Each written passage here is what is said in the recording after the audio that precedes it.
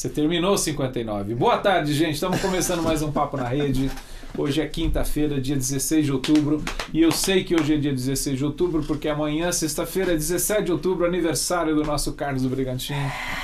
Está fazendo 32 anos de casado, de ministério pastoral. Pessoal, bem-vindo aqui à nossa conversa. Ministério pastoral, é verdade. Eu sei que é 32, é verdade. Institucionalmente falando, é isso daí. É Estamos aqui no estúdio junto com o Daniel Choi, que estava correndo que nem um maluco aqui para colocar as coisas funcionando. Por isso que a gente entrou com um pouquinho de atraso, mas é muito pouco. Daniel, obrigado, viu? Você está suando bicas ali fora. A gente está aqui mais geladinho, ele não está tão geladinho quanto aqui.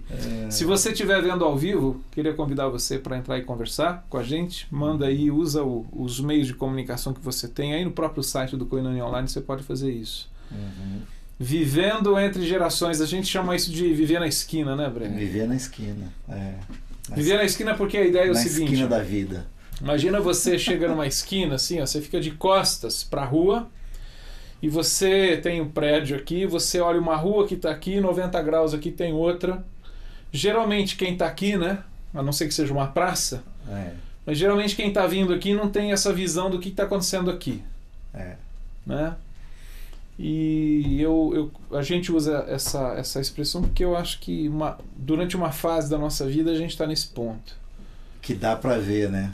Quem está vindo aqui, exato, quem está indo para lá. Quem está indo, Quando éramos meninos, a gente estava lá e não conseguia entender toda essa curva da vida, esse olhar e entender as coisas mais complicadas da vida, mais complexas, as dificuldades e tudo mais. Eu acho que é a geração que está vindo.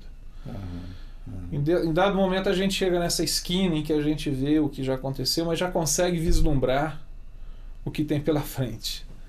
Que eu acho aí que é a fase dos pais, dos que estão envelhecendo. E viver nessa esquina, a gente queria, eu acho que mais papear um pouco. Eu e o Carlos já estamos conversando aqui 1 hora sobre isso.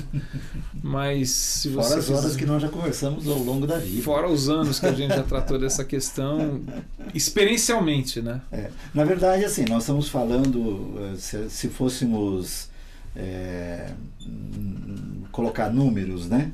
Nós estamos falando de uma geração que fica aí entre os 45 anos e os 65 anos, né? Entre os 40 e os 60. Por aí. Mas mais nos que estão na faixa dos 50. 50 é a média. Que eu estou completando amanhã 59, você está com um pouco mais de... Está nos seus 50. Estou com 50 cravado. Né? E quem está nesse tempo da vida tem filhos como eu tenho, como você tem.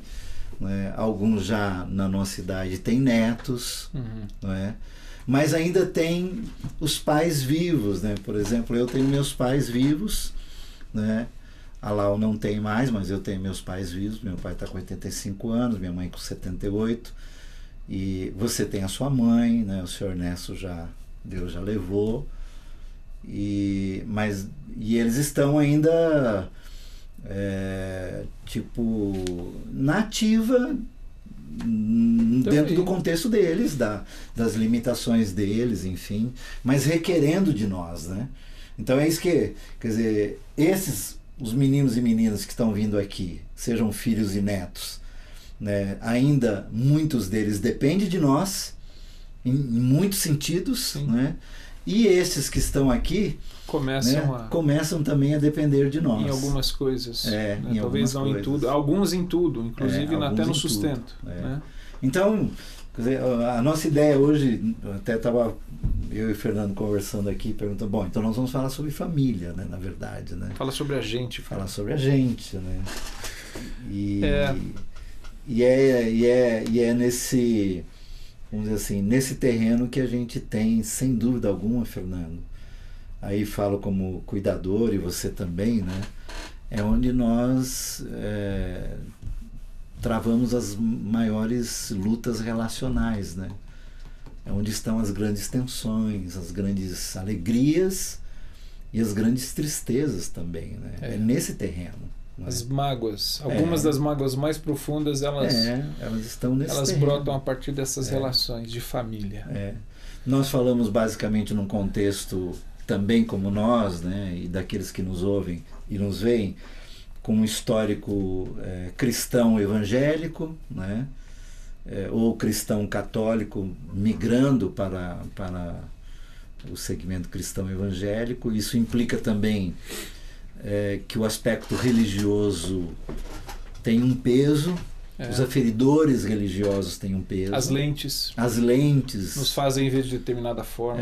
E as interpretações do texto bíblico, né, são variadas sobre isso. Né? Então, o convite é para esse... e a questão, Brega, esse debate. Ponto, assim, né? Eu acho que acima de tudo o que o Evangelho nos convida a abrir os olhos, a ver, a converter o nosso olhar muitas vezes, a mudar o jeito de olhar para essas questões que são muito concretas e muito cotidianas, né? Porque a gente poderia, assim, vamos discutir aqui sobre o sexo dos anjos, por exemplo. Mas eu acho que o Evangelho propõe questões assim que são da vida, né? Quem é que está com você? De quem é que você cuida? Quem cuida de você? Quem são as pessoas que estão no seu entorno? Quem é o seu próximo, né? E aí considerar o aspecto de família, e de novo pensando nessa questão no aspecto transgeracional. Qual o significado disso para a nossa vida? Tenho os meus pais, tenho a minha história aqui, minha vida, meu tempo, e tenho os meus filhos. E como que eu lido com essas questões? Eu acho que você falou. E aí a gente acho que está numa fase. Você falou dessa fase aí dos 45, né? Quem tem filho mais novo talvez comece até antes.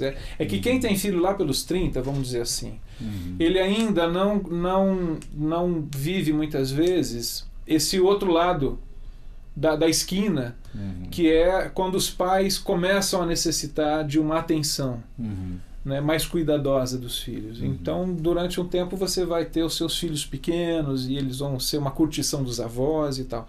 Mas à medida que os anos vão passando, vão chegando aí, talvez hoje, dos 40, 45, 50 para cima, essa outra rua, do outro lado aqui da esquina, ela começa a exigir uma atenção mais cuidadosa.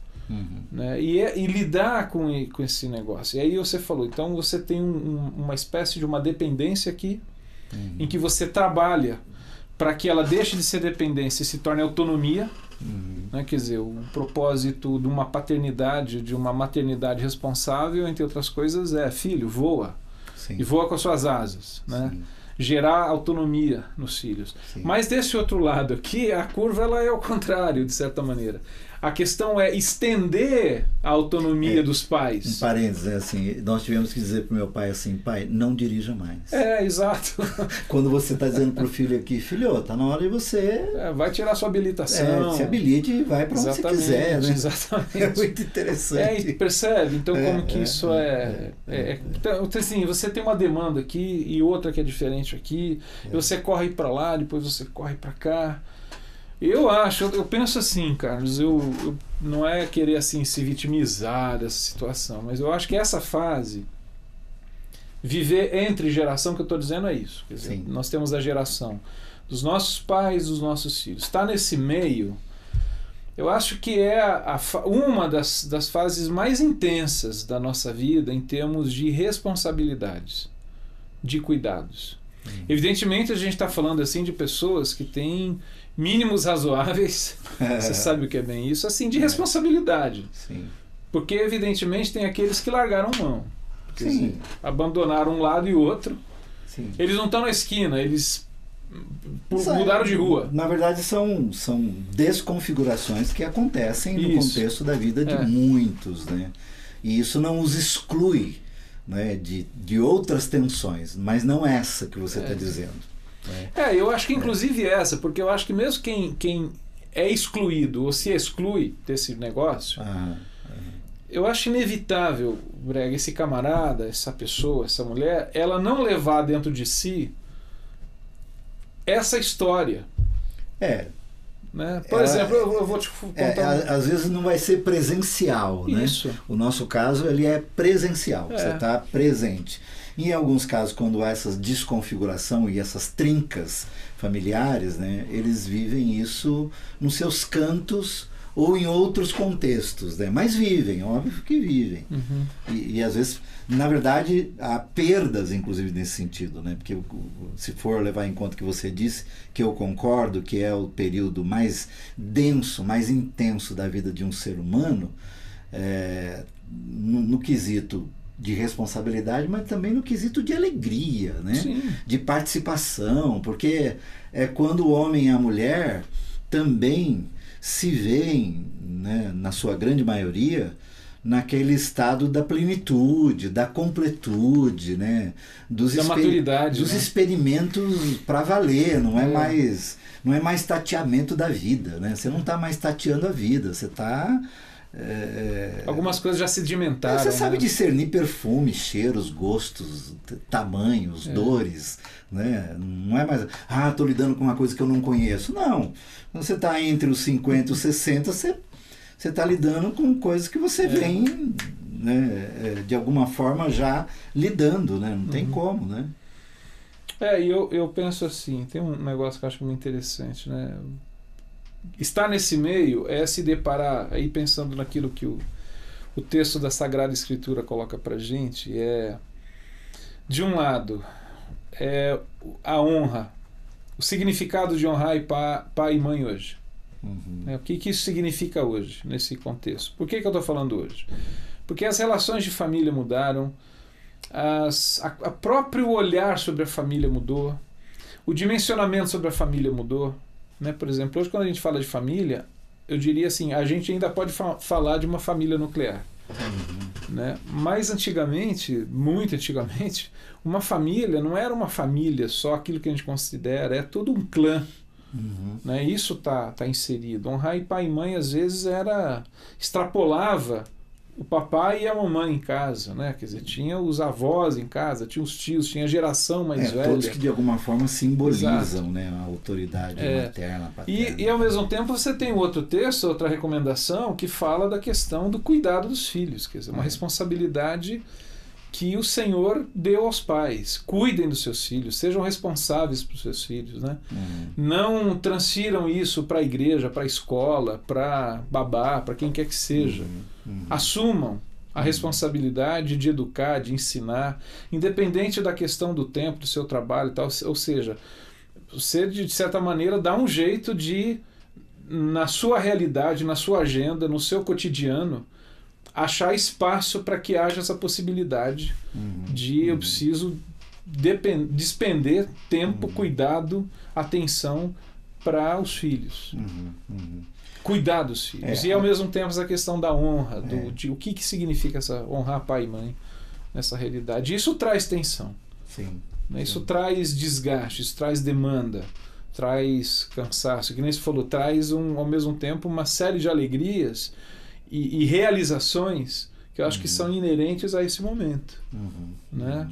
Por exemplo, quando você vê, eu tenho amigos que já experimentaram isso, que é essa questão assim de, cara, meu filho está formando hoje na faculdade, ele está se tornando um advogado, terminou o curso de engenharia, de, sei lá, né, comércio exterior.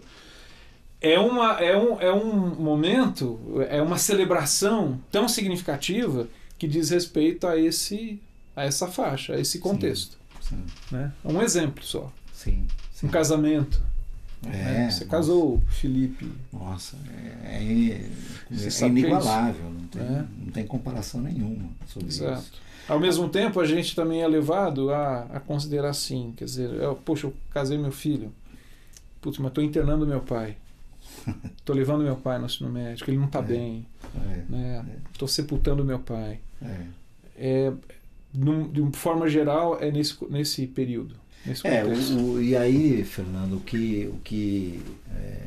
essa figura, quer dizer, ou esse cenário, né, essa cena, né, que nós estamos montando, ela requer destes protagonistas, alguns aparelhamentos, né, alguns equipamentos, alguns recursos, alguns ingredientes. Não, né, só financeiro, né? Não só. Falando de recursos, quais são os recursos emocionais? Mas eu e você, nós temos utilizado algumas palavras que têm se tornado simbólicas, emblemáticas para nós, né? que é, por exemplo, né, há que ser flexível. Eu estava vendo aqui você falando, e acho que você me vendo falando, assim, você fazendo isso e fazendo isso, então dá aquela ideia de tem que botar óleo nas dobradiças, né? Tem que botar óleo nas engrenagens, lubrificar, né? Tem que lubrificar as articulações. As articulações, porque estes movimentos nessa idade, eles são absolutamente necessários. E aí talvez, para que a nossa conversa seja útil, né? Talvez quanto mais, e por que acontece, quer dizer, tem gente que muito jovem estabelece para si mesmo, ou no seu contexto, ou vem de um contexto de muitas inflexibilidades, de muitos radicalismos, de às vezes um certo chiitismo no lidar nesse contexto familiar, com esses papos do tipo, comigo nunca isso, comigo jamais não sei o quê, sabe essas coisas assim? Essas falas que vão inclusive nos rotulando no contexto familiar, e é no contexto familiar que elas são quebradas. Então, assim, muito melhor.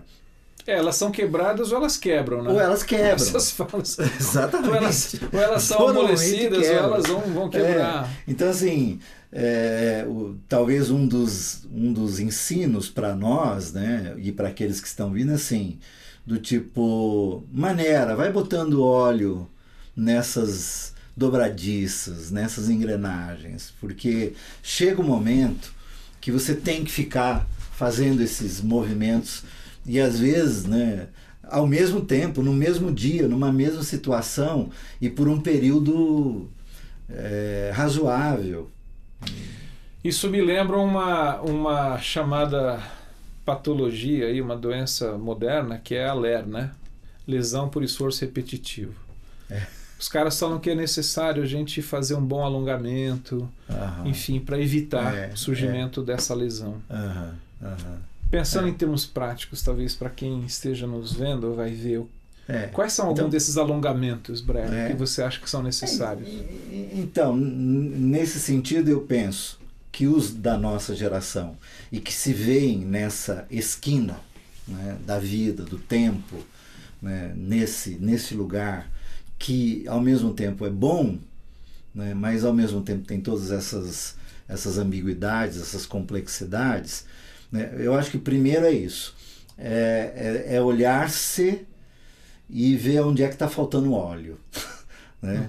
Onde é que está faltando esticar um pouco, no sentido de alongar, deixar o músculo mais adequado para uma jornada que pode ser uma jornada que exija mais. Então, assim, eu acho que esse olhar para si mesmo, e aí, como você sugeriu, né, o olhar com a lente do Evangelho, não é? A graça é uma lente necessária para esse momento. Para si mesmo e para o outro. Né? Para si mesmo e para o outro, porque não poucos de nós chegamos também nessa esquina carregados de senões, carregados de culpas, carregados de frustrações, carregados de decepções, de julgamentos, de juízos, de autojuízos, né? Nós chegamos com um peso razoável. Cheios de culpa e culpando todos. Inclusive com pesos físicos, né, a mais, né, não poucas vezes. Então, assim, nesse momento e nesse lugar, né, que é um privilégio de você olhar, ver teus filhos e netos vindo aqui, né, e poder esticar as mãos e acolher seu pai, sua mãe, seu tio, sabe assim, alguns ainda tem o avô, né, outro dia eu fui visitar uma vozinha de 103 anos, né, assim, e ela tem um dos netos dela até da minha idade, né, então assim, quer dizer, isso é um privilégio, mas as articulações, quer dizer, você precisa ali também olhar para você e tipo tirar pesos, né, desembaraçar, né, aliviar a bagagem. Aliviar a bagagem, isso, acho que aliviar a bagagem. Quer dizer, às vezes está carregando tipo, coisas aquela ideia até também do texto bíblico, né, de Hebreus, né, deixando todo o embaraço, né? Que é aquela ideia do peso exagerado, quer dizer, é o marinheiro experiente que vê um marinheiro inexperiente querendo ir para o alto mar, mas a embarcação dele está pesada demais. Sobretudo né? Especialmente quando ele vai enfrentar alguma tormenta. Pois né? se você enfrentar uma tormenta com esse peso... Que navegar em águas calmas é muito bom, é diferente de ficar no porto, mas o problema é que às vezes as águas calmas elas se tornam tormenta, e é essa questão assim, como que você dimensiona, primeiro, e aí eu acho que entra essa questão de velas, né? de flexibilidade, que é assim, olha, precisamos manter a vela aberta o tempo todo, não, tem hora que você vai ter que recolher vela. Você vai ter que ficar só o mastro ali, senão você vai rasgar, vai tombar, vai quebrar. Por exemplo... Você tem hora que você tem que diminuir a bagagem, diminuir o peso. Nisso, né? Por exemplo, aqui, né? Com os meninos e meninas que estão vindo aqui, normalmente você fala muito. Né? E a gente tem que aprender a ouvir. Do lado de cá, você tem que ouvir mais. Porque velhos têm histórias. E às vezes histórias que você já ouviu. Ou que você é protagonista, inclusive, e que você conhece tão bem quanto. Mas é o que eles têm para repartir. E é o que alegra o coração de um velho, é o que alegra o coração de um vô e de uma avó, é que filhos e netos ouçam as suas histórias. Né? Que às vezes são repetidas, né? São repetitivas. Tem uma crônica, você que tá vendo aí, programa... Se você estiver vendo agora.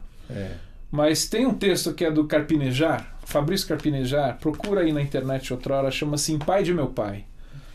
E ele diz uma coisa, é uma crônica, não é muito longa, né? Mas ele, cara, é impressionante. Eu não vou ler, não, porque eu acho que perde. Ia ter que ler rápido, ia ficar meio cansativo, mas procura na internet, Fabrício Carpinejar, Pai de Meu Pai. É um texto... Você lê em é um texto que rola de vez em quando, rola pelo Facebook. Não é desconhecido, mas uma das coisas que ele fala é justamente essa coisa assim, que ele diz assim, ele conta a história dessa questão do envelhecimento dos pais e tal.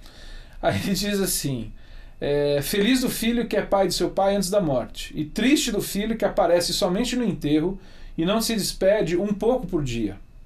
Meu amigo José Klein acompanhou o pai até os seus derradeiros minutos. Só lendo só a parte final. No hospital, a enfermeira fazia a manobra da cama para a maca, buscando repor os lençóis, quando Zé gritou da sua cadeira: deixa que eu ajudo.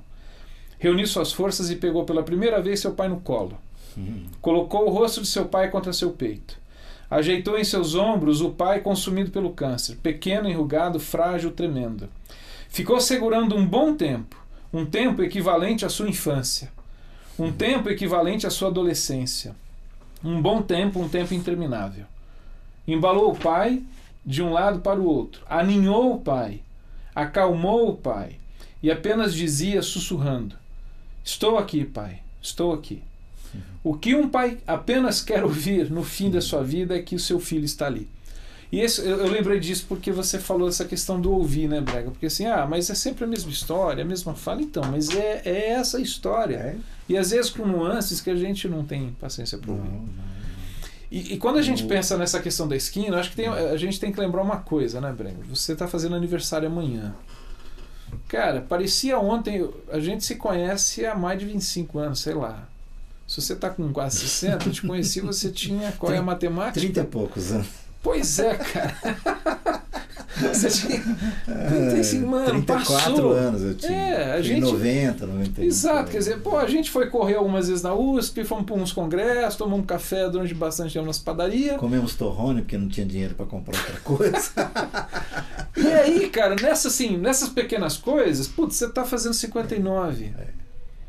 Nessa esquina, o que eu tô querendo dizer é o seguinte: não vai demorar muito tempo pra gente sair da esquina. Sim. E a gente está nessa outra ponta. Sim. Então, eu acho interessante pensar nisso, quer dizer, que hoje a gente está aqui, a gente precisa lembrar você falou assim, o trato com os filhos, né? Às vezes uma coisa que a gente tenta fazer em casa, eu falo com a Selma isso, assim,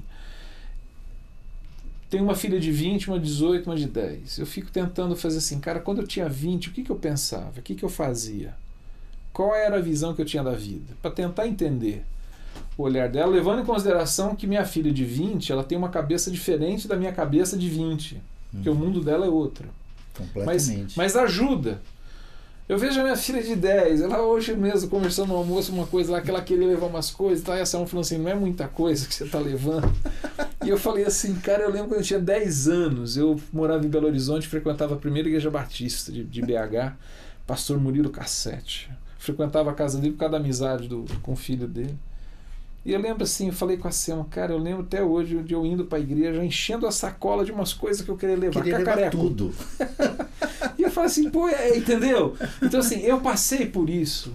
É a vida dela, né? O tamanho da vida dela. Eu né? consigo, no meio dessa geração, dessas duas gerações, eu consigo lembrar ainda do que significa ter 10 anos, do que significa ter 18 anos, 25 anos. E eu consigo já perceber que assim, poxa, meu pai, minha mãe vivem essa realidade hoje. Coisas boas e coisas difíceis inerentes a essa idade.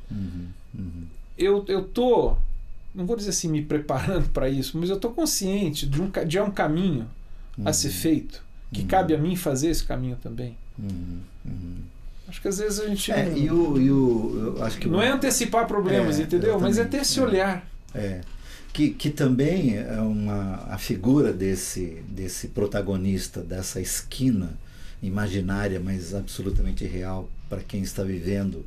Meu, ela é tão real que eu sei eu sei até qual é a loja que está nessa esquina. Exatamente, cara. Eu sei onde eu estou, debaixo de que marquinhos. Exatamente, eu sei qual é o todo que está escrito aqui. Mas então, outra tarefa desse protagonista é exatamente de fazer as intersecções, fazer as interligações, fazer a intercomunicação, ser o provocador.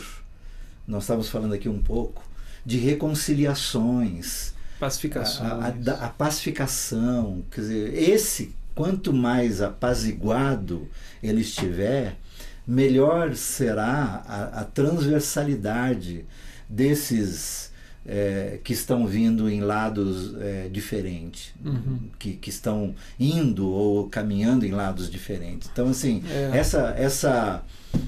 esse lugar, né, ele precisa ser esse lugar consciente disso, de que vamos pensar também como um mastro de lona de circo, né? A esquina, ou a pedra angular, né? A pedra de esquina, né?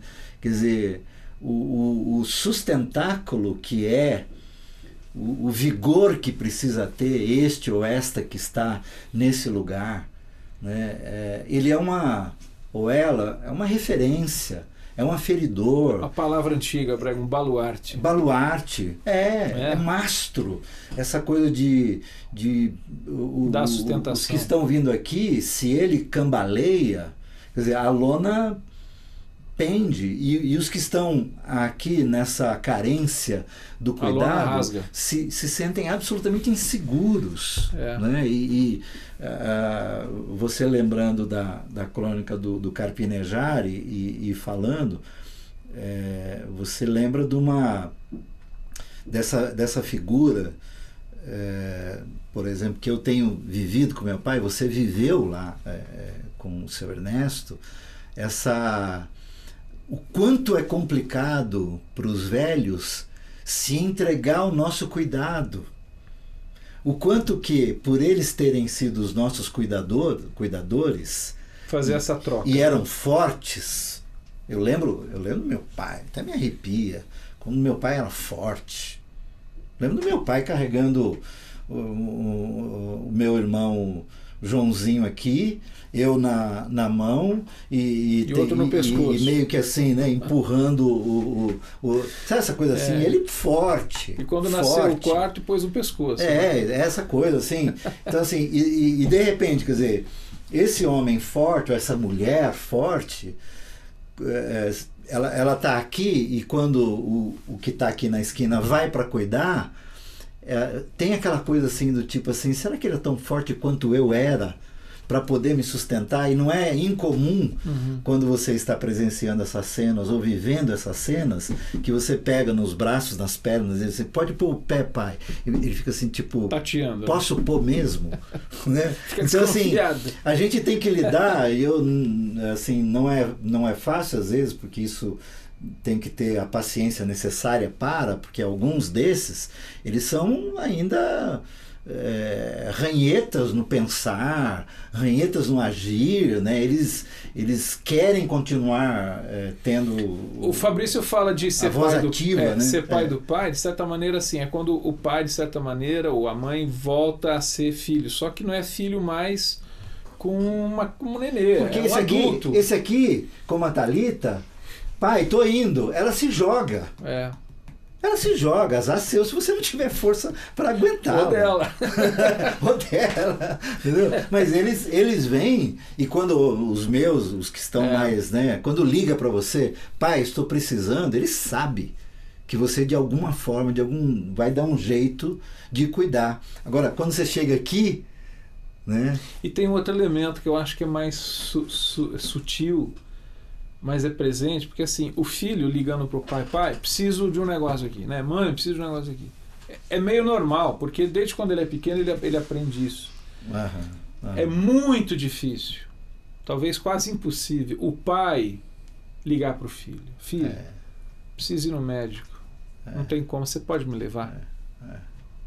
Quer dizer, impossível não, mas eu acho que há um movimento que ele tem que exercitar e se esforçar para pegar o telefone e falar assim, filho, pode me levar no médico? Né? Não cheguei lá, mas por quê? Porque sempre foi essa coisa de cuidar.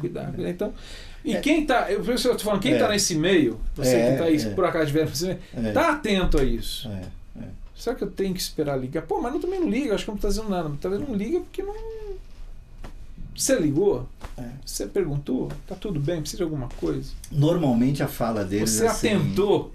Eu não quis te dar trabalho. Ou eu não quero te dar trabalho. Exatamente. Porque isso é inclusive uma fala que a gente vai construindo ao longo da vida, né? Você quer suprir a sua família de tal modo que você não dê trabalho para ninguém, especialmente para aqueles de quem você está cuidando. Né? Mas aí que o que a gente tem tentado traduzir essa fala, né? E o que está na esquina precisa entender isso. Não é trabalho, é privilégio, é honra, né? Eu acho que aí, é ressaltar a dignidade. Aí eu acho que né? tem alguns casos, Carlos, assim, não sei se eu vou falar tá muito fora, mas assim, eu acho que tem casos em que precisa ter uma conversão, cara. Uma conversão de coração a esse princípio. Alguém vai, cara, mas aqui tudo... Às vezes existem histórias que são muito difíceis. Eu não quero romantizar nem achar que a coisa é cor-de-rosa. Tem histórias, eu não estou falando assim de uma condição. Poxa, se eu soubesse como é difícil cuidar do meu pai e da minha mãe, porque está numa condição tão difícil. Não, isso eu sei que é difícil. Eu estou falando de uma história de relacionamento.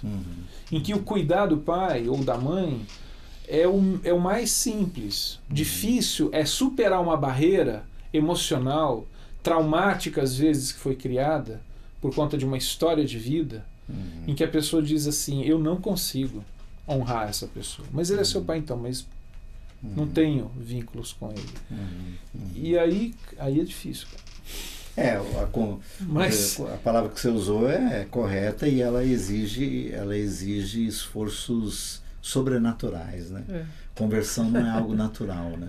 Então, entendeu? Nesse sentido, assim, algumas coisas precisam ser transformadas em meu coração pela ação do Espírito, para que haja um mínimo de movimento em sentido A. E aí você está falando daquilo que é o pós de algumas relações, mas há nesse sentido o que pode ser o pré, né, dessas questões, que é, para que isso não aconteça, para que não tenha a necessidade de haver conversão nessa altura da jornada, aqui, né, a harmonia, as sintonias, a sintonia fina, né, o colocar com clareza, né, as questões são absolutamente necessários para que nenhuma delas, ou que se ficar alguma coisa não resolvida, sejam coisas amenas, e não as questões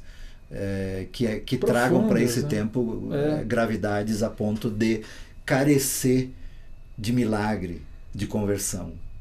A gente está falando de viver entre gerações, né? Que eu acho que essa questão transgeracional, que eu acho que é interessante pensar nisso, uma coisa que atravessa. Estou lembrando aqui, Carlos, da forma como praticamente o Antigo Testamento termina. Sim, a palavra é essa. Cara, aí eu acho que é pensar nisso. A palavra é essa. O coração dos pais Aquele que se convertendo aos filhos, converterá o coração, e o coração dos filhos se convertendo aos pais. Eu acho que liga essa questão, né? Quer dizer, quem que está diante de mim, quem está vindo após mim, qual é o meu papel nessa relação de viver esse momento. Quer dizer, olho para um lado, eu vejo os meus pais aqui, vejo meus filhos. E aí a gente está falando de um negócio assim, dessas dificuldades que são estabelecidas, o cuidado que a gente precisa ter para não reproduzir modelos, Brega. Sim. Né? Porque uma coisa que a gente estava falando aqui um pouco antes, assim, eu vejo coisas bonitas e coisas difíceis dos meus pais em mim. Sim. Entendeu? Eu vejo assim, coisas que os meus pais legaram para minha vida, que eu falo assim, puxa, mas eu fico pensando assim, tem umas coisas que meu pai fazia que eu ficava assim, mas pô, pai. Aí eu olho para mim, cara, e eu falo assim, pô, eu vejo isso em mim. E pior, que aí eu olho para as minhas filhas e tem umas coisas que elas fazem que me irritam. Eu falo assim, putz, mas...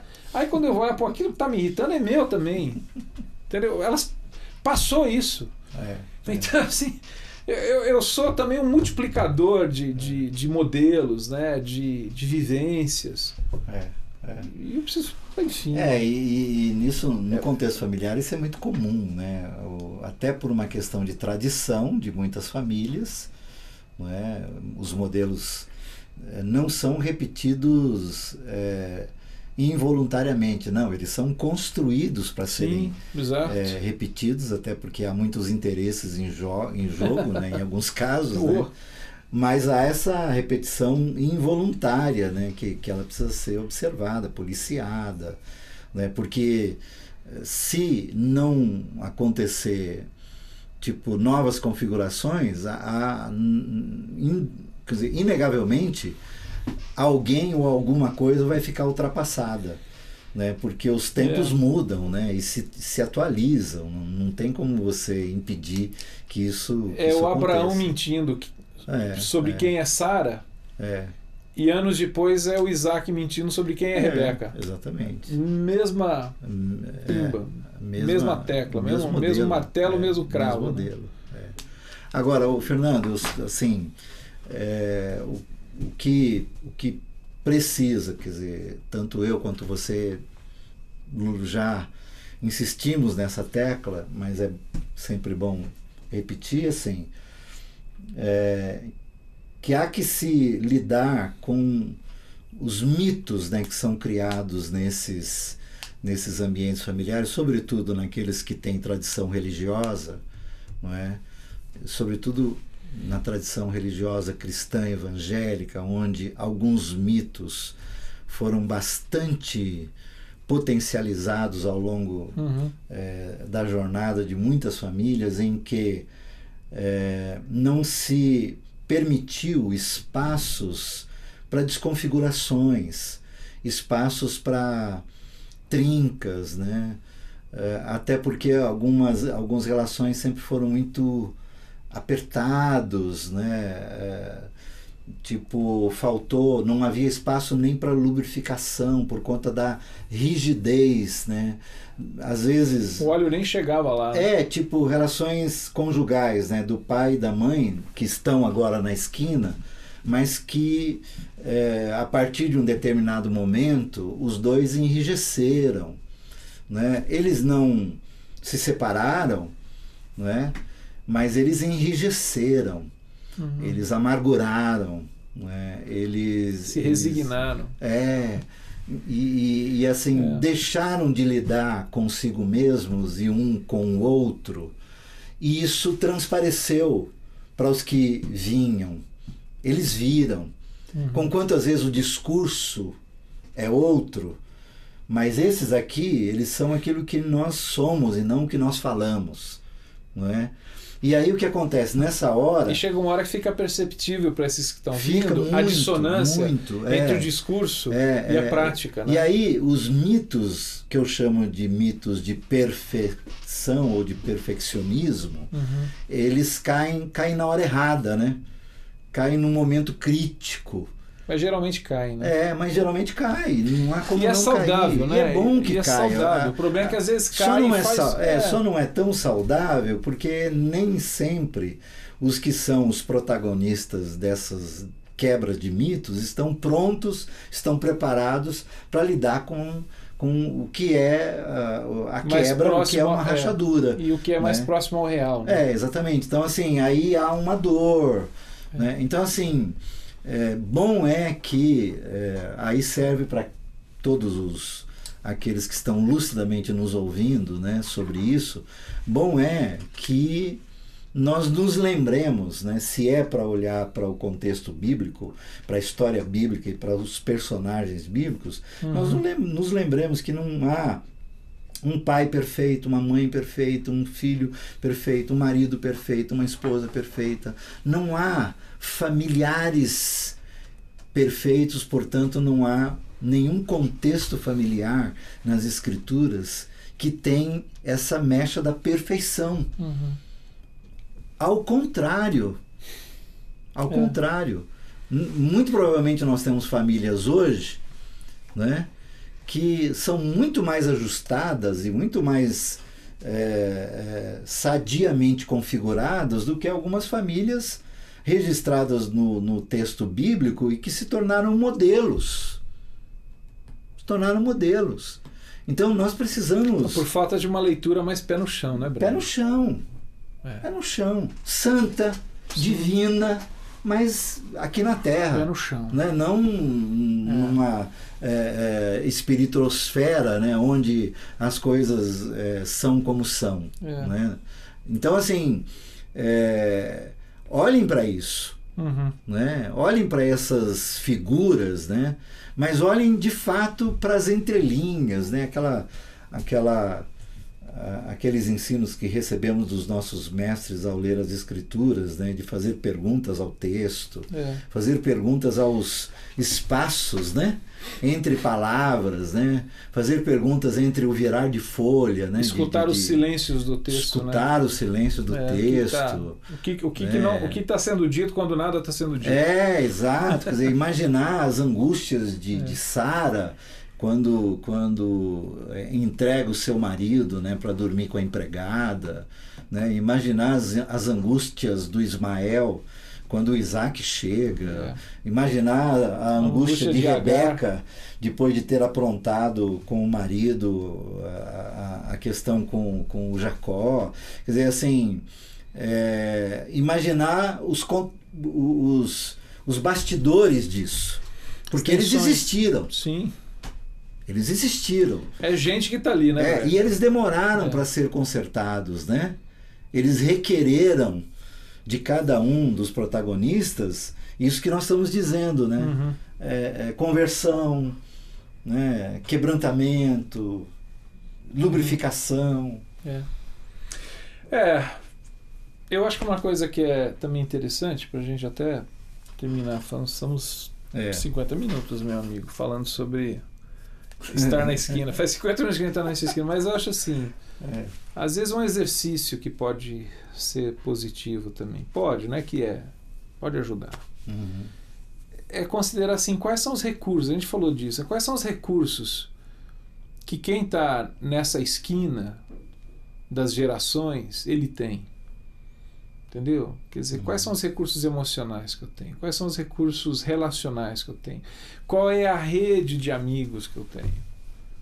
Porque às vezes, Brega, assim, cara, às vezes eu preciso de alguém ali que é um advogado para resolver um problema aqui de... Como chama aquele negócio? Quando alguém morre? Inventário. Entendeu? Ou então, eu preciso ver um negócio aqui, preciso de um médico para um amigo, sei lá se tiver, porque, olha, eu recebi um laudo aqui, eu preciso de um conselheiro, eu preciso de um psicólogo, eu preciso de um profissional dessa área. Eu tenho alguns amigos, eu tenho uma rede de amigos, né? Então eu acho assim, quais são os recursos que a gente tem? Em termos de amigos, de suporte, de lidar, isso vai ter custo? Então, assim, estar consciente pouco. Recursos sobre internos e externos. Internos e externos. Quais são recursos que eu tenho nesse tempo? Eu acho que, às vezes, as pessoas, elas sofrem a mais do que o sofrimento causaria em si, porque, às vezes, ela não olhou e não percebe assim, cara, você tem um negócio aí na sua despensa da vida, usa isso. Ou às vezes ele não tem, então não tendo, está consciente que não tem, que movimento você pode fazer para buscar alguma coisa, para aprender, buscar um conselho, né? Sei lá, tem tantas coisas hoje que eu acho que ajudam a pessoa a balizar decisões, né? Ajudam a baixar poeira e olhar com mais calma. É outra coisa que eu acho que é interessante. Quais são os recursos que eu tenho e os que eu não tenho? Sim. Externos e internos. E onde eu posso obtê-los, né? Adquiri-los, se eu entendo que não tenho. Né? Eu acho que isso é uma coisa interessante para esse momento, para essa esquina da vida. Que tem essa coisa assim, né? Como é que eu cheguei até aqui? Né? Né? Como você falou agora há pouco, né? O tempo passa tão rápido. Né? Outro dia eu fiz esse exercício, até escrevi, né? Tipo, porque algumas pessoas nos veem, né? E quem é você? Mas como é que você chegou até aqui? Onde você veio? Fala só que nem Melquisedeque, meu filho. E aí é uma longa estrada. E às vezes alguns alguns não, todos fazem essa estrada de uma forma ou outra, mas às vezes não se dão ao trabalho de fazer isso que você fez, que você disse, bom, se eu cheguei até aqui, é porque de alguma forma os recursos vieram, eu tinha habilidades, competências, rede de amigos, enfim. Aprendi. Eu não cheguei aqui por mágica. Né? Então, por que não lembrar também do Gênesis, né? Abrir alguns poços, né? Os poços de Isaac, né? Para tirar os entulhos, né? Porque ainda tem água fresca lá, né? Então, falar em abrir poço de água, cara, nem me fale agora, né? Olha o recadinho do Daniel Choi. Daniel, só para terminar, Fernando, assim, até porque de repente quem está ou vai assistir esse programa não está dentro desse modelo que nós estamos colocando. E há muitos que não estão. Sim. Né? Tanto por questão etária, né? Faixa etária, ou por tantos outros motivos. Circunstâncias. Né? Mas eu diria da minha parte, para encerrar, o seguinte: mais cedo ou mais tarde, se não agora, né, qualquer um de nós pode se encontrar numa esquina que a gente poderia se chamar esquina da vida. Né? Tem várias esquinas da vida. A gente está falando de uma. Porque elas são muitas. Exato. Então, assim, na esquina, seja lá qual for a esquina, né, primeiro você tem o privilégio de estar lá e poder ter lentes, ou melhor, uma visão no mínimo de 160 graus. Perspectivas. Perspectivas. Né? Então, não deixe de observar o que você está olhando. E se chegou até aí, faça um remember em si mesmo de o que é que te trouxe até essa esquina. E a partir daí você tome o rumo que você entende que deve tomar. Porque, como você disse, mais cedo ou mais tarde, uma ou outra esquina a gente encontra, e é a hora que você tem que fazer essas perguntas. Vamos sair daqui, vamos na esquina ali tomar um café? Vamos na esquina então, tomar um café. Amanhã é aniversário desse camarada aqui. Parabéns, Carlos Bragantini. Obrigado, tem sido um privilégio, uma honra. Obrigado. Caminhar contigo ao longo desses anos. Conheci o cara, ele era menino. Cara. Pessoal, até a próxima quinta. Tchau, gente. Dani, até breve. Vamos lá, Daniel Choi. Valeu.